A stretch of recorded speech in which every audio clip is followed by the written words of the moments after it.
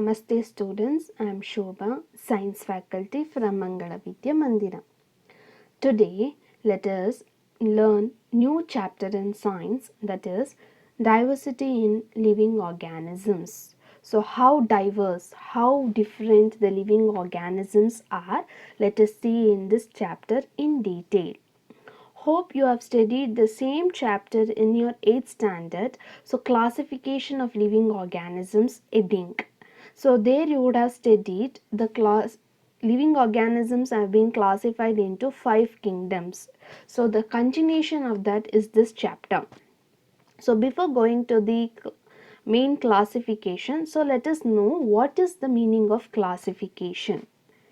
Science of arranging organisms in series of groups and subgroups on the basis of their similarities and dissimilarities is called as classification. Aristotle classified living organisms on the basis of their habitat, means the place where they live, in water, in air, or on the land. So he was the first person to classify the living organisms based on their habitat. What are the basic characteristics of classification? So on what basis we are going to classify the organisms now? So based on the nature of the cells, whether they are prokaryotic cells or eukaryotic cells. You know what is meaning of prokaryotic. Prokaryotic means which is not having true nuclear membrane like bacteria. Eukaryotic means they are having true nuclear membrane, that is nucleus is enclosed within a true nuclear membrane, that is called as eukaryotic. Second category, whether it is a unicellular or multicellular organisms. This is also one of the basis of classification. Then level of organization, this you would have studied in again lower classes. So first it will be cellular, tissue, organ and organ system. Then mode of nutrition, whether they are autotrophic or heterotrophic. Autotrophic means which they can prepare their own food, and heterotrophic means who cannot prepare their own food and who has to depend on others for their nourishment. So this classification and evolution, it is not a sudden thing we have done. It has been aged together. This process has been continued, and the evolution, it has been evolved, changed in years together. Then we got the complete system of classification of living organisms. Time is the key factor which helps in the development of complex organisms from the simpler ones. It was Charles Darwin firstly gave the idea of evolution in the year 1859 in his famous book called The Origin of Species. Those organisms which have ancient body designs and not changed much are called as primitive organisms. Primitive means very old. Those who acquired certain special characters during the time period are known as advanced or higher organisms. So this is what the evolution has also changed the organism structure, and because of this classification also will be changed. Hierarchy of classification. A hierarchy means steps. So steps in classification. So you would have, this is what you would have studied in your 8th standard. So who proposed 1 kingdom classification, 2 kingdom classification, 3, 4, and finally who was the person who created the 5 kingdom classification? So it was Ernest Haeckel, Robert Whittaker, and Carl Hoezl, who tried to classify all the living organisms into many categories. But finally it was R.H. Whittaker who proposed the 5 kingdom classification, which has been widely used now. According to this, the 5 kingdoms which are included are Monera, Protista, Fungi, Plantae and Animalia. So Carl Hoezl divided Monera once again into Archaeobacteria and Eubacteria, that you will not be studying now. In your higher classes you are going to study. So now let us move to, briefly we will go for each of these kingdoms. Before that there is a further classification. Each kingdom is being further classified into subgroups or sub-levels. Like we know still now 5 kingdoms, that's it. So after this kingdom level there is another. So each kingdom can be sub-classified into phylums or division. It will be either called phylum or division. So each phylum again it is having classes. Under classes you will be having order, under order you will have family, under family you will be having genus, and in genus you will be having species. So this also, this 7 level of classification is being also studied in your 8th standard. So you can refer your 8th standard textbooks so to know much about this. So now let us move to the first kingdom, that is Monera.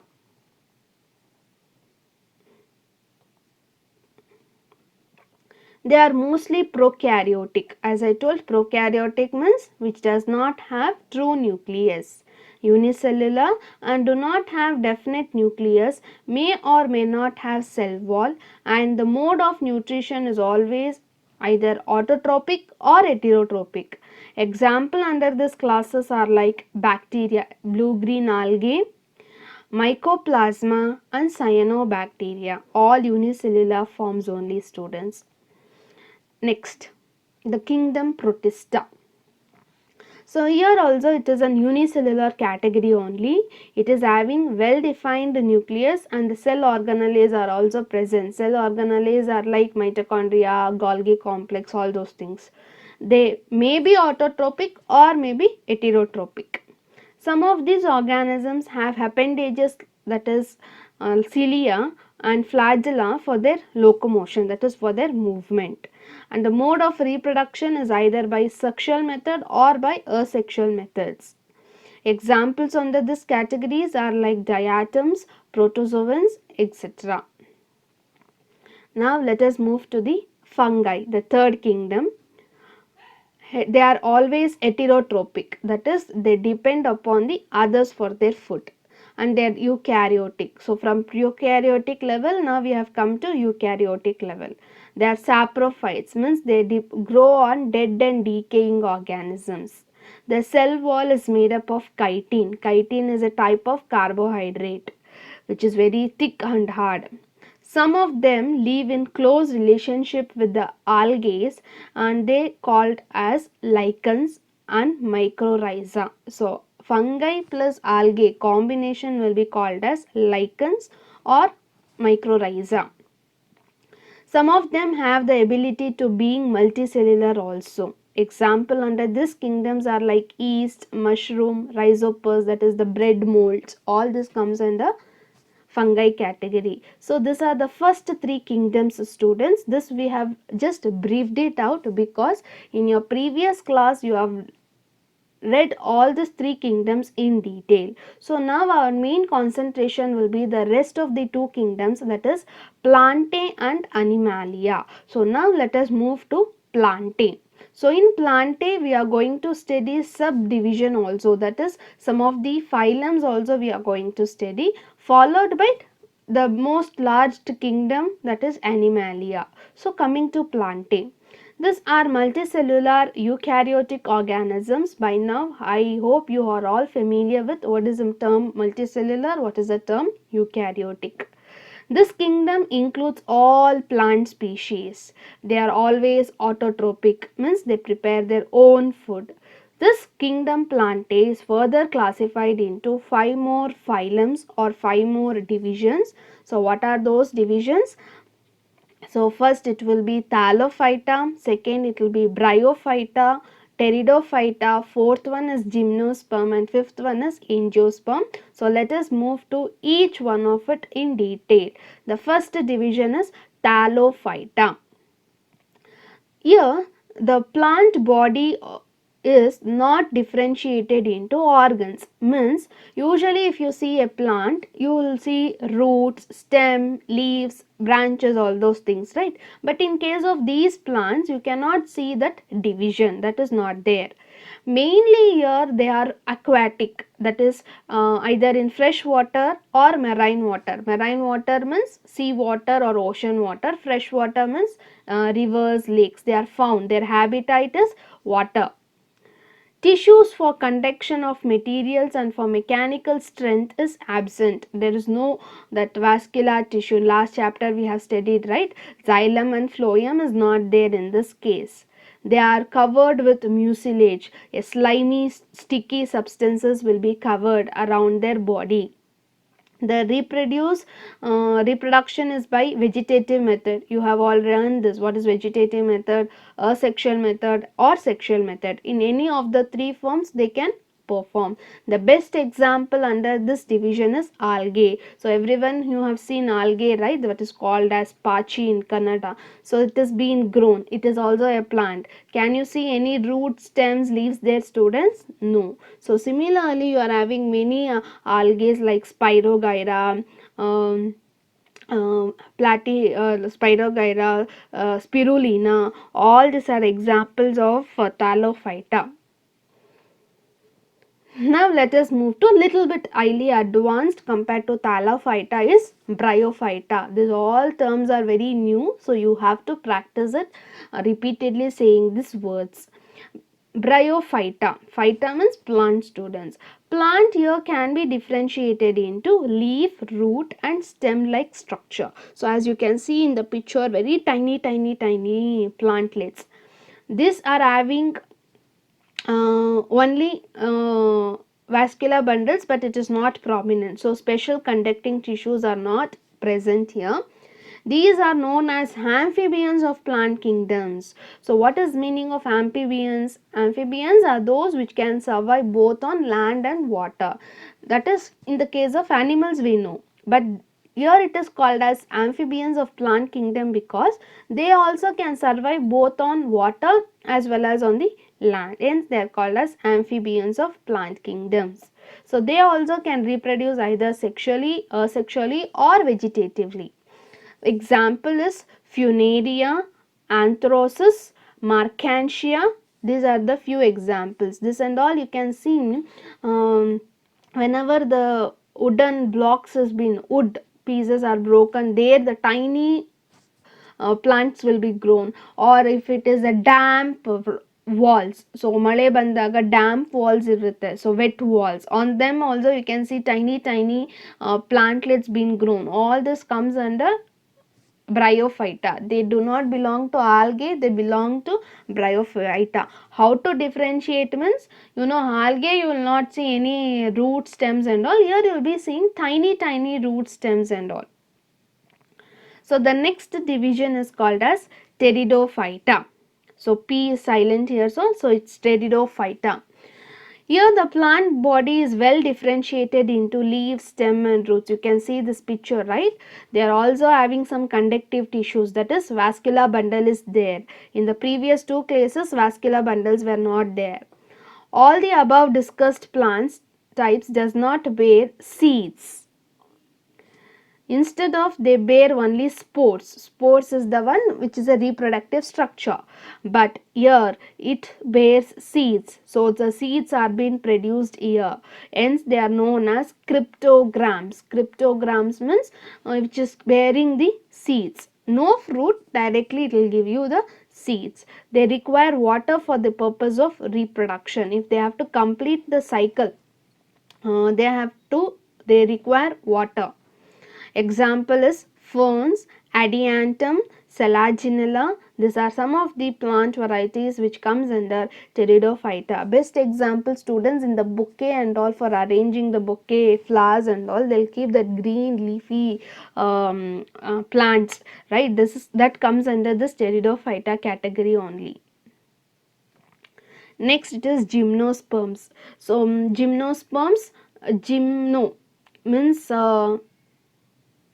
very bare. Sperms means seed, so the seeds will be bare, that is they will not have any covering of the fruit, that is called as gymnosperms. These plants bear naked seeds, means seeds are not enclosed in the fruit. These are perennial evergreen trees, that is having woody trunk, so they will be having very hard trunk. They bear cores, they bear cones which is in the seed. This, as you can see, the seeds are there, they are being exposed, right? So they will be in the cone shape. Usually they'll be used for some decorative items and all. And this you could have seen in the coniferous forest. So in social you would have studied what is the coniferous forest. In the coniferous forest, all this cone like trees, that is pine trees, will be grown. Example is squasios, which is the largest found tree found in the earth. It is around 125 meters. So another example of this category is Pinus and Cycas. So this you could have Squasio, you could have learnt in your GK book, which is the tallest tree or largest tree, that is the Squasios, which belongs to this family, that is Gymnosperms. Next category, that is final category in the plant kingdom, is angiosperms, or it is also called as phanerograms. Angio means it is covered, sperms means seeds. The seeds which are covered is called as angiosperms. They are also called as flowering plants. In this case you can see flower, from flower fruit comes, inside fruit you will be having seeds. In the seeds there is an advantage. The plant can be having two cotyledons, that is, when you cut open the seeds of any angiosperm plants, you will be having that cotyledons, a small outgrowth inside that seed, that is called as cotyledons. This, if that seed is having single cotyledon, hence it is called as monocots. If it is having two, then it is called as dicots.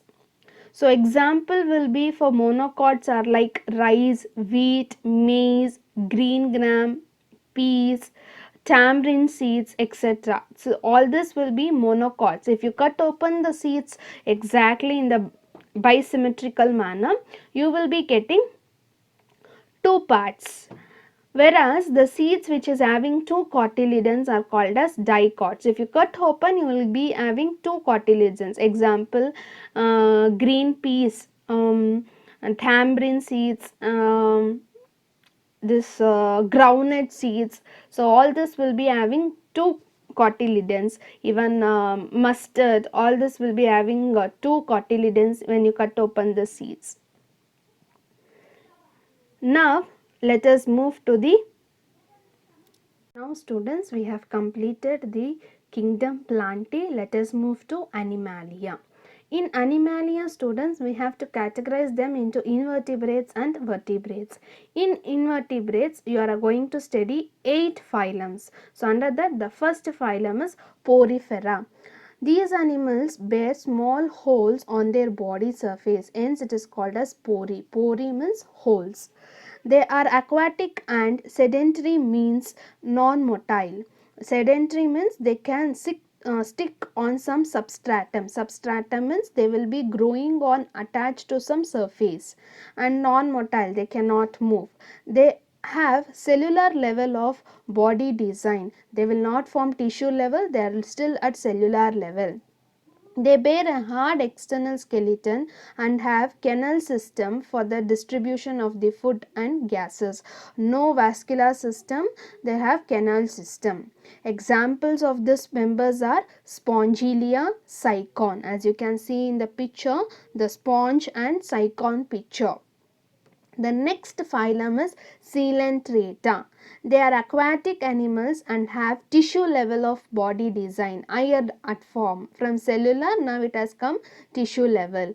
They have a body cavity. So hollow body cavity is inside that. That hollow body cavity is called as coelom. Hence it is named as Coelenterata. They are solitary or colonial, means they can exist individually or in the colony. They can be existing in the group form. They have special stinging cells called as cnidoblast, so they are also called as cnidaria. So cnidoblast means a sharp stings which are poisonous. So in order to defend themselves from the enemies, they have this cnidoblast. Example of this category is Hydra, Obelia, Physalia. These are the examples of this Coelenterata phylum. Next we'll move to platyhelminthes. So this platyhelminthes, they show bilateral symmetry. Bilateral symmetry means if you divide an organisms into two parts, bi means two, they give two similar halves, that is called as bilateral symmetry, and are triploblastic. Triploblastic means tri means three. They are having three layers. So first is called as endoderm, middle is called as mesoderm, and outer is called as ectoderm. So those which is having this three layers, it is called as triploblastic. They are dorsoventrally flattened, hence they are also called as flatworms. So means they have very flat shaped structure. They are either free living or parasitic. They can live on themselves, or they will depend upon the host organism and causes some disease to the host organisms. Such organisms only will be called as parasitic. They have tissue level of body organization, so again advanced form, and they do not have any body cavity like coelentratus. And examples are like planaria and liver flukes. So usually it will be called as liver fluke because it is in the liver shape, that examples. So this is platyhelminthes. The next one is nematoda. The next kingdom is nematoda. This animals shows bilateral symmetry. Once again it is bilateral symmetry and are triploblastic, having three layers. So they are cylindrical in shape. They have pseudocoelom means false. Pseudo means false. It does not actually a cavity is there, but it appears to be a cavity. So hence it is called as pseudocoelom, and they have tissue level of organization, and they are mainly parasitic in nutrition. So they get their food from their host organism. Example is Saccharis and Hulcheria. So Saccharis is commonly called as tapeworms, whatever it is present in our stomach. Next it is Annelida. This also shows bilateral symmetry, and they are triploblastic in nature, and they are cylindrical in shapes, and they have true body cavity. Inside their body they are having a hollow cavity. They have organ level of organization, students. From tissue level now we have moved to organ level. The body is being divided into small segments. Can you see the picture? It is having small lines, segments, and they are called as annuli. And this phylum ends, it is called as Annelida. They are found both in land and water. The habitat is both. Example of this phylum is earthworm, leeches, all comes under this phylums. Next, Arthropoda. Arthropoda, these are the animals which shows again bilateral symmetry and are triploblastic in nature. They have true body cavity, and that cavity is filled with blood. This shows organ system level. So still now we had previous Annelida was still organ, now it is organ system level, and it is having open type of circulatory system. Means in human beings and all, it is closed type where the blood will be flowing inside the blood vessels, but here it is freely flowing in that entire body cavity. Hence it is called open type of circulatory system. They are the largest of this invertebrates. So under invertebrates, arthropodas will be the largest, and they have the joint legs. Can you see the picture on the right side? They have the joint legs. Examples under this will be cockroach, housefly, butterflies, etc. So all this covers, students, invertebrates. Under Animalia we have covered invertebrates, where they are having 8 different phylums. Now let us move to the ninth phylum. The body cavity is highly reduced here. The cavity will not be there. This animals shows bilateral symmetry, once again triploblastic in nature. They have open type, once again it is a open type circulatory system.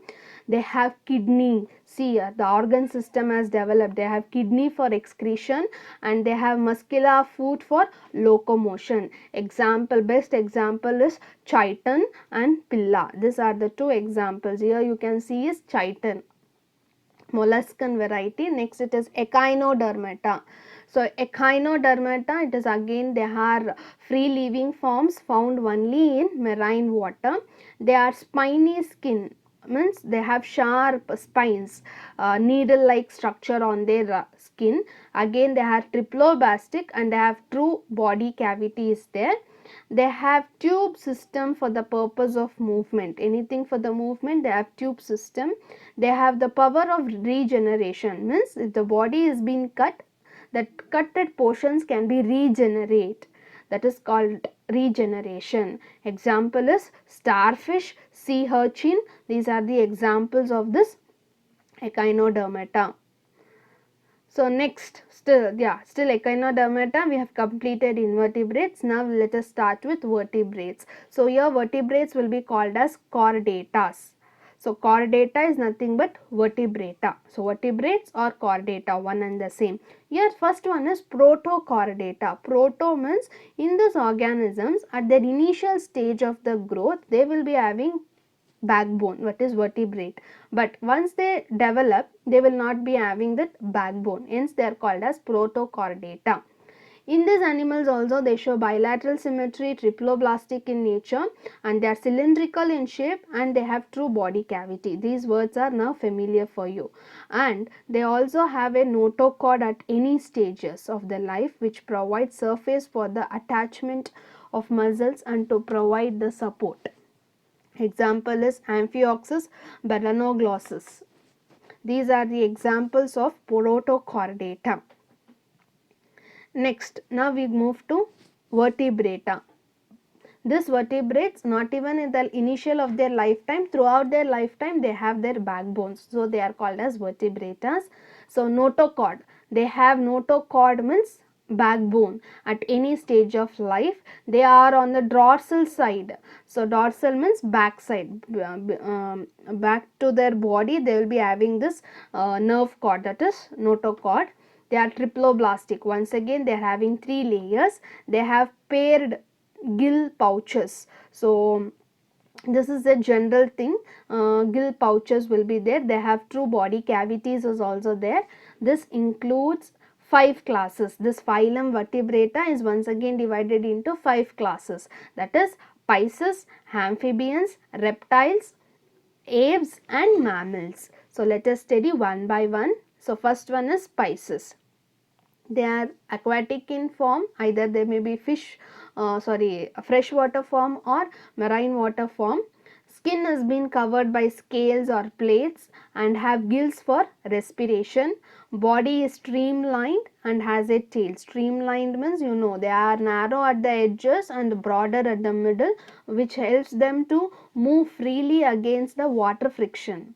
They have two chambered heart and are cold blooded. Two chambered, their heart is there but it is of only two chambered, and they are cold blooded. Cold blooded means they can adjust their body temperature according to surroundings. Whatever the surrounding temperature is there, if it is 13 degrees, the body temperature also comes around 13 degrees centigrade. That is the meaning of cold blooded. That cold blooded is also called as another one more term, poikilothermic. Poikilo means cold, thermic means temperature. They are cold blooded organisms. Skeleton is made up of either cartilage or bone. So cartilaginous tissue and bony tissue, this we have learnt in the last chapter. Example, all the fish categories, so Lebilo, Rohita, many fish comes under this. Some waves and all, whales and all will be studying under Mammalia. Amphibians, this is again another advanced form of pisces. They are having skin which has been very thick, they are helpful for the exchange of gases. They have 3 chambered heart. So pisces was having 2 and amphibians are having 3, and once again they are cold blooded organisms. They are found both in water and land, hence it is called amphibians. They can lay eggs without any hard shells. So those organisms which lay eggs is called as oviparous.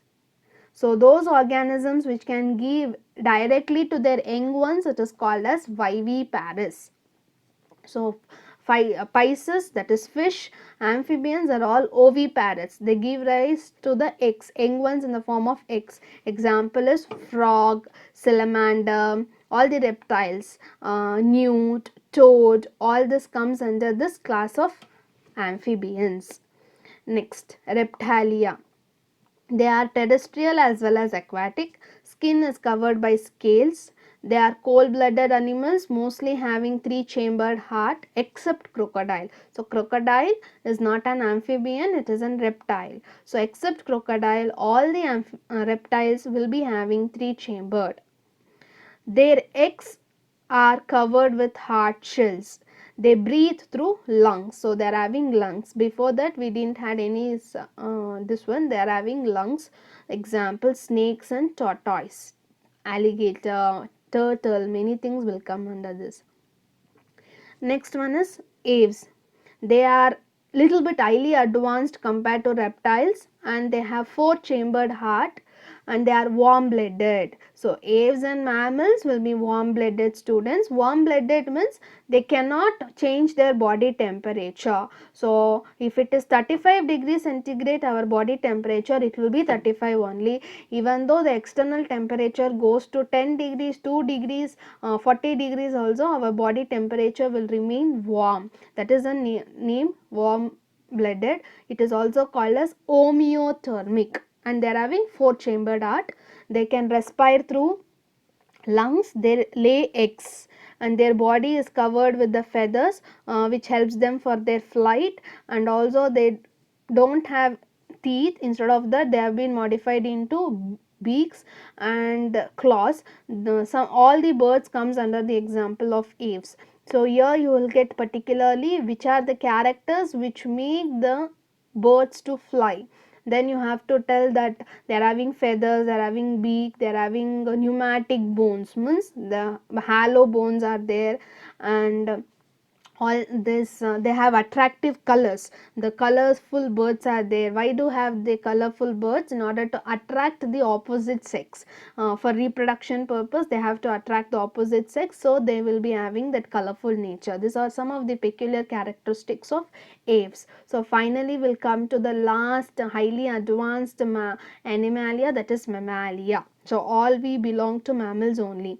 So we are having four-chambered heart and also warm-blooded organisms, and we breathe through lungs. They have mammary glands to feed the young ones, where they help in the production of milk, and they have ears and nails, as well as we can have sweat glands and oil glands. They give birth their young ones directly, that is viviparous. Still waves it was oviparous. In mammals it is viviparous, except platypus and echidna. So they can give in the form of oviparous eggs. The all milk producing mammals including humans comes under this category. Horse, cat, elephant, everything comes under this category.